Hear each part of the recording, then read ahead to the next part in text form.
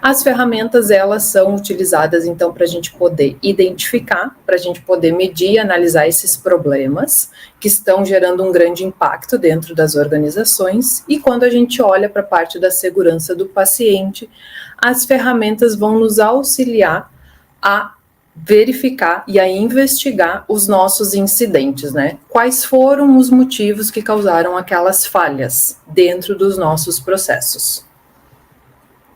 Então, a gente tem ferramentas retrospectivas e ferramentas prospectivas.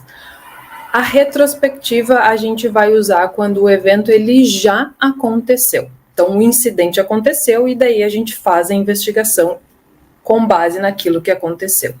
A ferramenta prospectiva, que é o FEMEA, a gente utiliza para identificar esse risco antes da ocorrência dele. Então, não aconteceu ainda. Eu vou utilizar ela para fazer a minha prevenção e, além da prevenção, ações corretivas caso esse incidente ele venha a acontecer.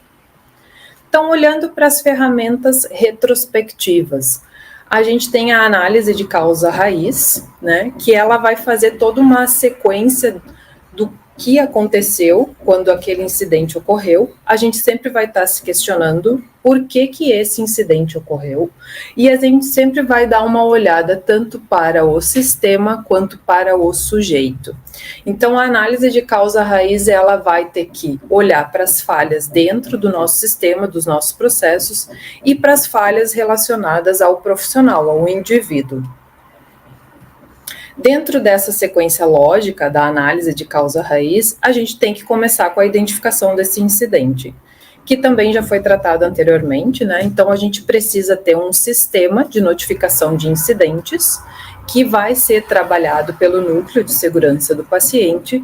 Com esta identificação, né, esse setor responsável, seja uma área específica que vai executar isso, ou o próprio núcleo de segurança do paciente, ele vai receber essa notificação e ele vai selecionar, então, uma equipe para realizar a investigação desse incidente, para ir atrás da causa raiz, do porquê que ele aconteceu.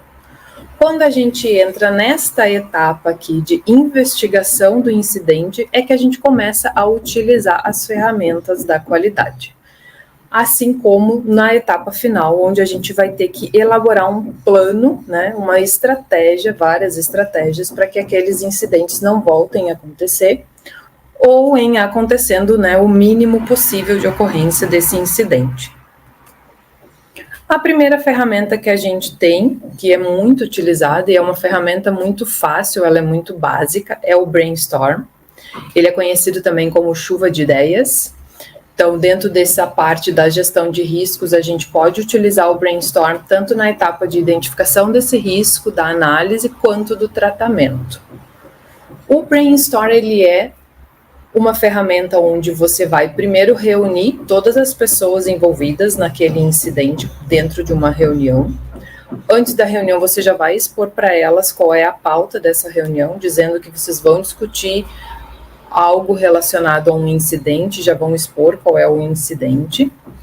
Para que a gente possa realizar o brainstorm, é importante ter algo para a gente poder deixar visivelmente as respostas que vão sendo dadas, então, ou um quadro, ou uma própria parede, né, na sala de reuniões, um flip chart, e daí a gente pega os post-its e a gente vai anotando ali as causas daquele incidente com a equipe reunida, vai deixar exposto aquele incidente, por exemplo, queda de paciente, né, então o paciente caiu, vocês querem investigar aquela queda, vocês vão expor esse problema, esse incidente, e a equipe envolvida, que está ali reunida, ela vai escrevendo o que ela acha que pode ter causado a queda daquele paciente.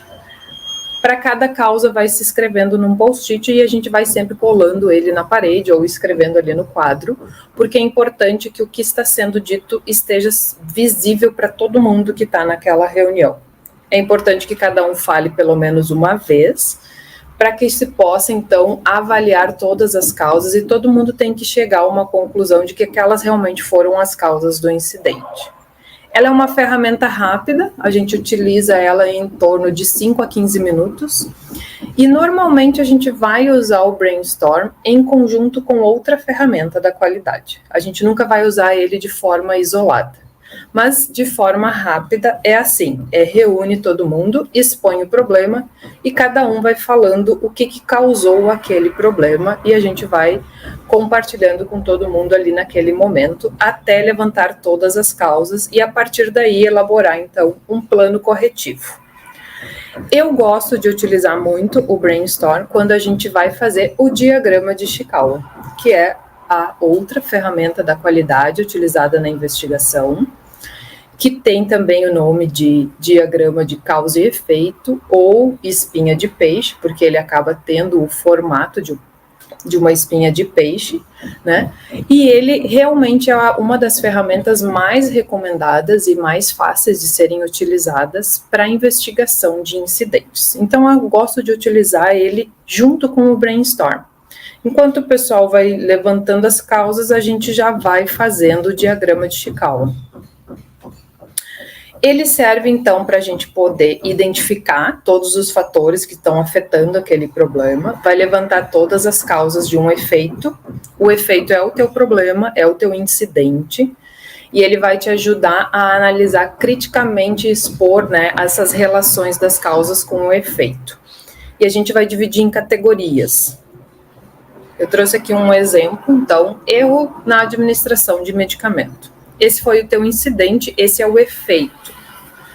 Então, a gente vai fazer um levantamento de causas. Aqui já estão as causas, né? E aqui estão as categorias. Uma categoria são equipamentos e materiais. Então, as causas relacionadas aos equipamentos e aos materiais. Ao ambiente, a tua outra categoria. Equipe é outra categoria e procedimento é outra categoria. Pode mudar essas categorias? Pode mudar as categorias. Você pode elaborar categorias conforme o perfil aí da sua instituição. Para que elas servem? Elas servem para ajudar a equipe a pensar nas causas, né? Então, você vai primeiro deixar ele em branco e vai só escrever aqui, ó, erro na administração de medicamento. Daí você vai perguntar para o pessoal, por que vocês acham que a gente causou esse erro na administração? O que tem a ver com o ambiente de trabalho? Então, as pessoas vão começar a falar sobre o ambiente de trabalho. O que vocês acham que tem a ver com equipamentos e materiais? Não é necessário preencher todas as categorias, elas servem justamente para estimular a equipe a pensar nas causas. Então, se a gente for olhar para o ambiente, uma das causas é a distração do profissional no preparo da medicação. Essa é a causa principal, ela pode ter causas secundárias, como um ambiente inadequado. O profissional está fazendo o preparo do medicamento numa bancada, onde ele é interrompido o tempo todo. Então, isso pode causar erro na administração do medicamento.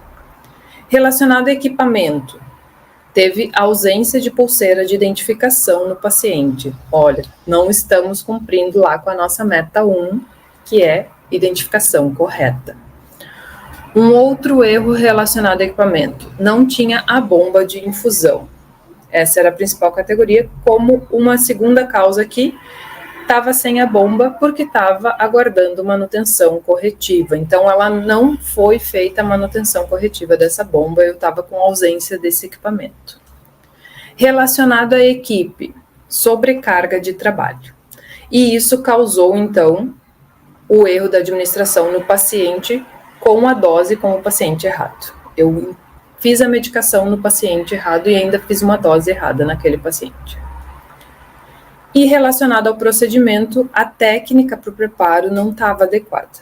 Então, o profissional era novo na instituição, não preparou da forma adequada, não seguiu o procedimento operacional padrão estabelecido, né, descumpriu uma regra, ou por não saber, ou por não ter sido treinado, e aí a gente começa a fazer diversas investigações. Então, o diagrama de Ishikawa, ele vai estimulando a gente buscar muitas causas relacionadas àquele evento. E daí a gente também tem o protocolo de Londres, que daí já é uma ferramenta mais reflexiva, que ela é um pouco mais complexa, né? O brainstorm e o diagrama de Chikawa, eles são relativamente mais fáceis de serem executados. E o protocolo de Londres, ele nasce, né, principalmente para a gente fazer uma investigação mais profunda. Porque a nossa primeira característica quando a gente começa dentro desse processo de investigação é apontar um culpado. A gente aponta um culpado, a gente vai atrás do culpado. Ou seja, a gente está lá naquelas causas superficiais daquele incidente. Então, a gente precisa fazer uma análise mais profunda. O protocolo de Londres, então, ele vai levantar essas condições latentes, ou seja, aquilo que está escondido, aquilo que a gente não consegue ver, porque a gente precisa fazer uma investigação mais profunda. Então, o protocolo de Londres, ele é uma investigação com várias etapas a serem seguidas, desde a coleta de dados, né, onde eu também vou identificar os fatores que contribuíram para a ocorrência daquele incidente, olhando sempre para o sistema e para as pessoas, né, nunca só para as pessoas, para que a gente não vá fazer aí uma investigação superficial. E a partir daí a gente trabalha a cultura de segurança do paciente também. Então, o protocolo de Londres, ele aplica o modelo de acidente organizacional de James Reason, né, onde essas análises elas são feitas para a gente poder investigar amplamente a causa daquele incidente, com foco muito mais no sistema do que no indivíduo, para que a gente possa verificar onde a gente pode melhorar os nossos processos para que esse tipo de evento não aconteça mais. Então, esse é o modelo, né, de acidente organizacional de James Reason, onde ele separa por falhas latentes e as falhas ativas, onde as falhas latentes é normalmente o que a gente precisa ir mais a fundo para investigar, porque elas vão estar relacionadas à cultura organizacional e a fatores contribuintes. Esses fatores podem ser fatores relacionados ao ambiente, podem ser fatores relacionados ao trabalho em equipe, aos fatores individuais e aos fatores da tarefa.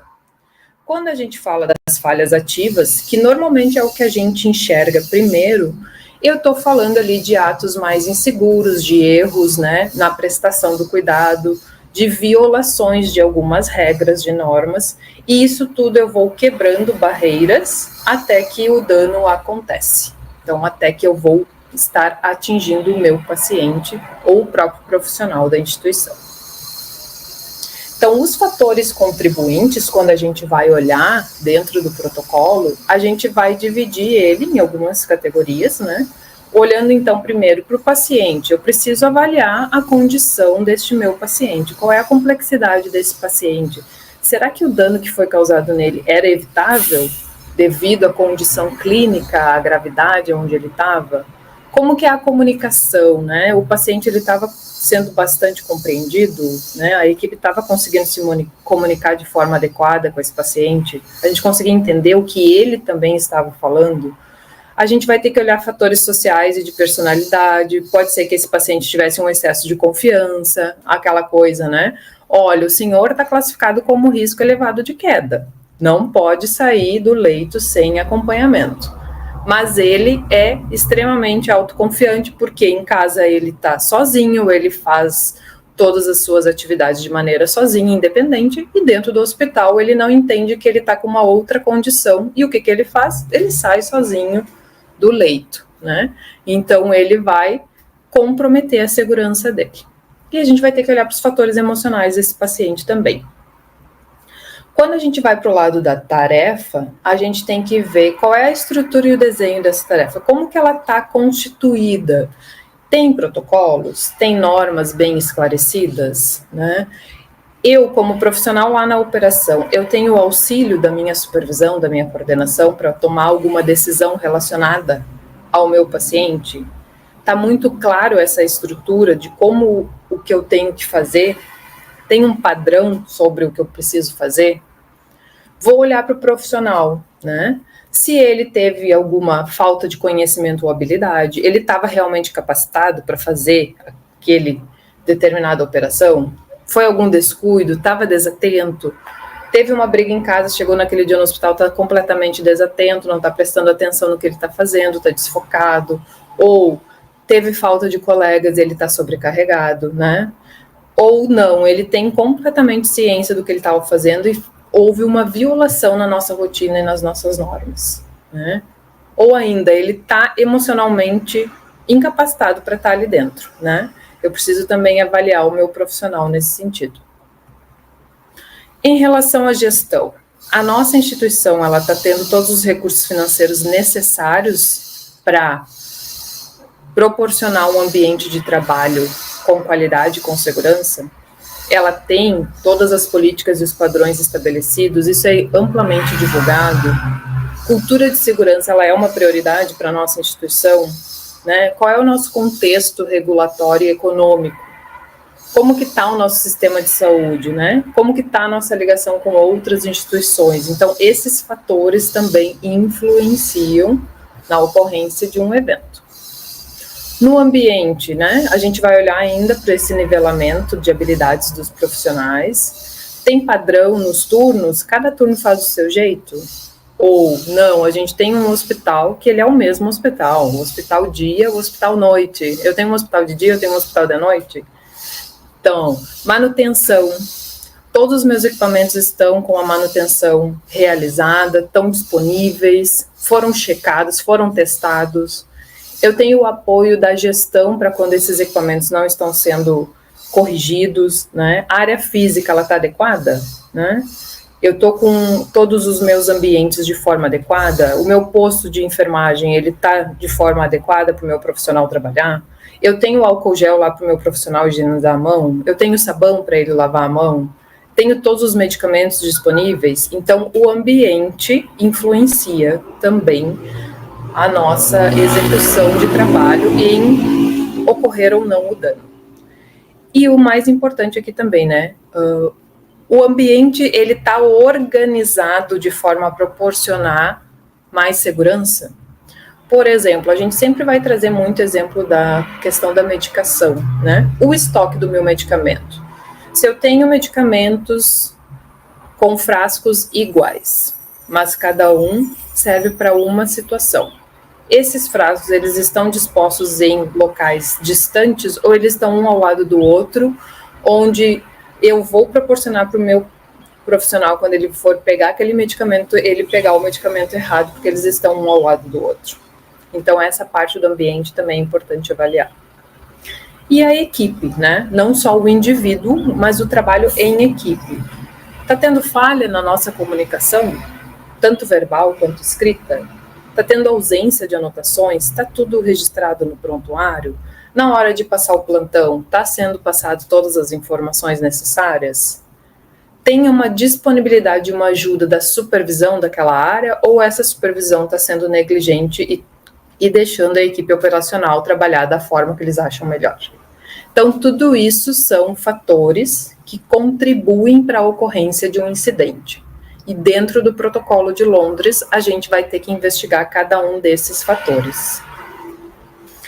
Então, seguindo uma lógica, né, para o protocolo, para que você possa implementar o protocolo, você vai primeiro ter a decisão, né, de investigar. Quando que eu vou usar o protocolo? Quando que eu vou investigar um incidente?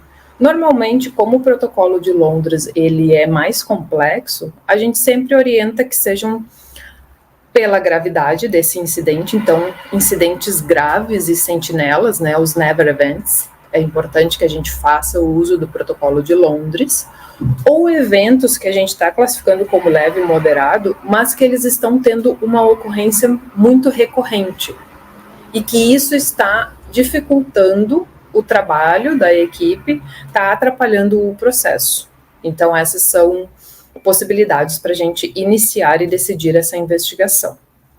É importante que você tenha pessoas capacitadas no protocolo de Londres para poder executar esse protocolo, e você vai constituir essa equipe de investigação não só com pessoas que tenham capacidades de executar o protocolo, mas é preciso ter pessoas envolvidas da assistência, que conheçam muito bem as rotinas da instituição para poder avaliar se houve alguma negligência, e também pessoas relacionadas mais à gestão, não só a nível operacional. E é importante que não sejam pessoas que sejam, por exemplo, a gestão direta, né, a coordenação direta da área onde vai ser feita a investigação, para que você não cause algo assim que dentro da entrevista, né, com aquelas equipes, a pessoa ela se sinta constrangida de estar falando na frente da chefia dela, né? Então você vai selecionar essas pessoas para investigar. A coleta de dados ela é baseada em entrevistas com os profissionais envolvidos no incidente e também com a análise do prontuário do paciente. Com os dados coletados, você vai fazer uma identificação e uma classificação desse incidente. É onde a gente vai classificar ali se ele é um evento leve, moderado, grave, e você vai fazer uma cronologia desses fatos, né? Você também vai fazer toda a identificação dos fatores contribuintes, que a gente viu anteriormente, e com tudo isso, né, realizado, você estrutura um plano de ação, que é uma segunda ferramenta da qualidade para poder utilizar aí no protocolo de Londres, para botar nesse plano de ação, né, o que vai ser realizado para que isso não volte a acontecer ou para minimizar a ocorrência desse incidente. Então, no plano de ação, né, a gente pode usar a ferramenta da qualidade que a gente chama de 5W2H, por causa das siglas em inglês, que é o que será feito, what, né, por que será feito, quem será o responsável, quando será feito, onde será realizado, como vai ser feito e quanto isso vai custar. Por isso que é 5W2H.